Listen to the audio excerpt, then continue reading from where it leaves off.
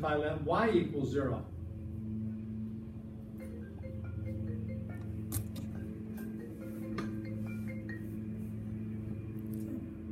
X does all the work. Those are the two intercepts for the first graph.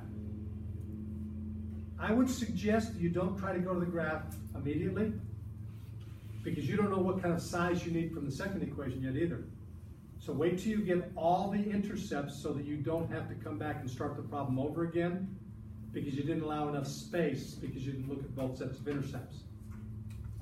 So now I want the second equation, and I'm just repeating the same verse. In the second equation, what happens when x is 0? What happens when y is 0? What happens when x is 0?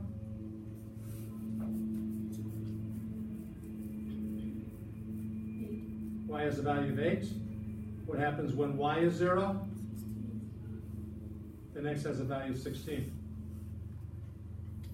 Finding intercepts is not brain surgery. It's not rocket science.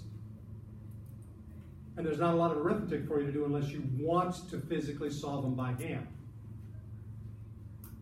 Now I have enough information to go to the graph.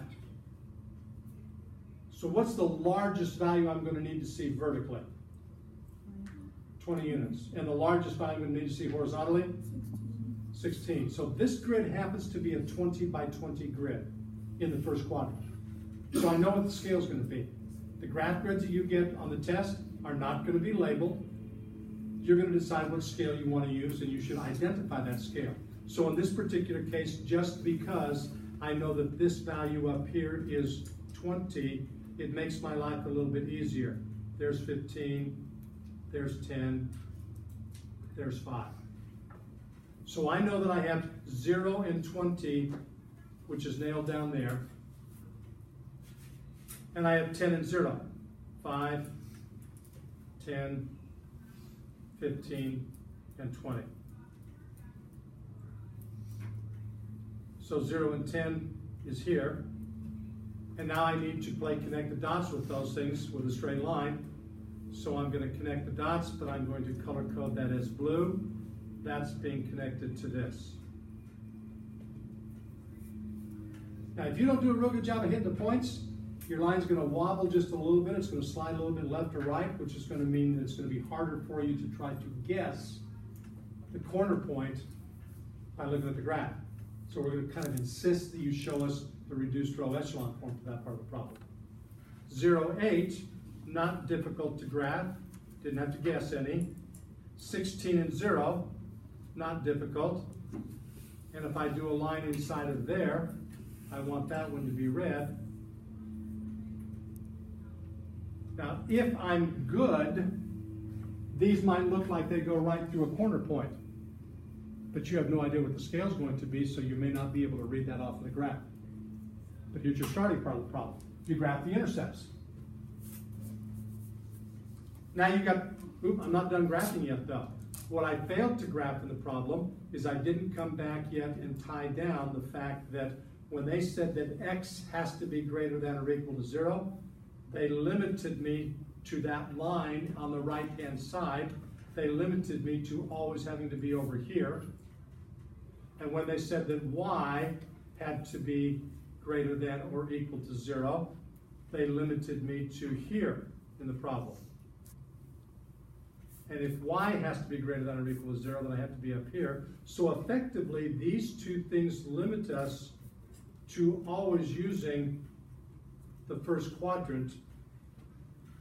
And although they're not really important for you to graph on paper, if it's a computer program, you've got to graph, or the lines when you put the shading will bleed out, and you've already found that out in the linear inequality sections if you've looked at some of those out there. If those two statements, when you translate from words to symbols, are missing, then you lose all 3 points because the table is basically the same thing as the system. So those are important. Don't overlook those. Now I got 4 regions. Have any idea which one it's going to be?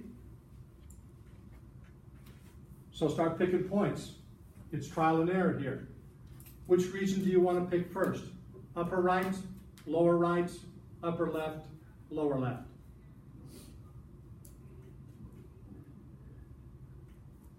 Okay, you don't have a preference, then I'll say to start out here. Pick a point for me in region number 1.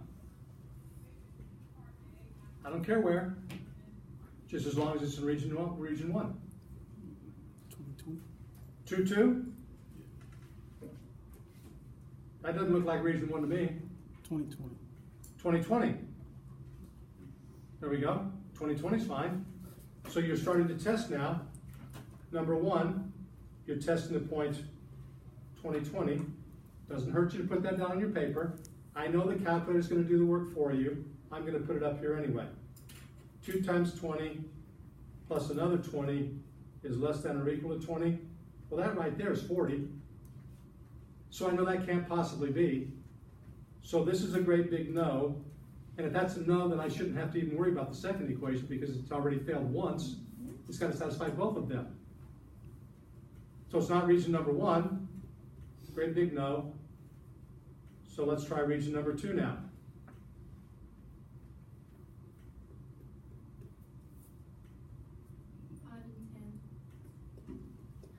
5 and 10. 5 and 10 doesn't really look like it's inside of the region. It cannot be on a boundary line. It's got to be inside the region. 5 and 8. So how about 5 and 8? Or how about 4 and 10? Or 3 and 10? Or 2 and 10? Or 1 and 10? It doesn't make a difference. You just have to pick one of them. Okay, so we'll say 5 and 8. Okay, if we're going to do 5 and 8, that could make a difference in the problem. So now we're looking at the second condition of the problem.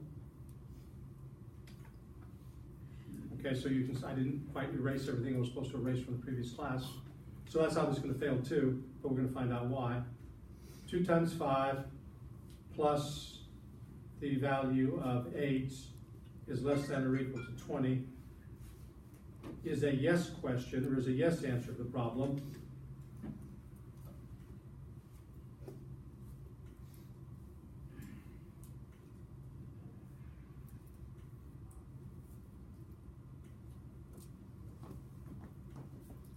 Okay, but if I take my second equation in the exercise, which is now 2 times, excuse me, x, not 2 times, it's the x value now, which was 5 plus 2 times 8, and that has to be less than or equal to 16.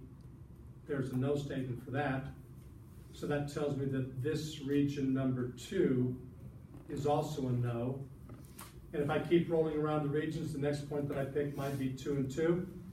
And if I pick 2 and 2, notice that I get a yes for both of the regions out there. So that tells me that this region is my feasible region. That's the region that if I was going to physically shade on my paper, that would be the region that would be shaded in.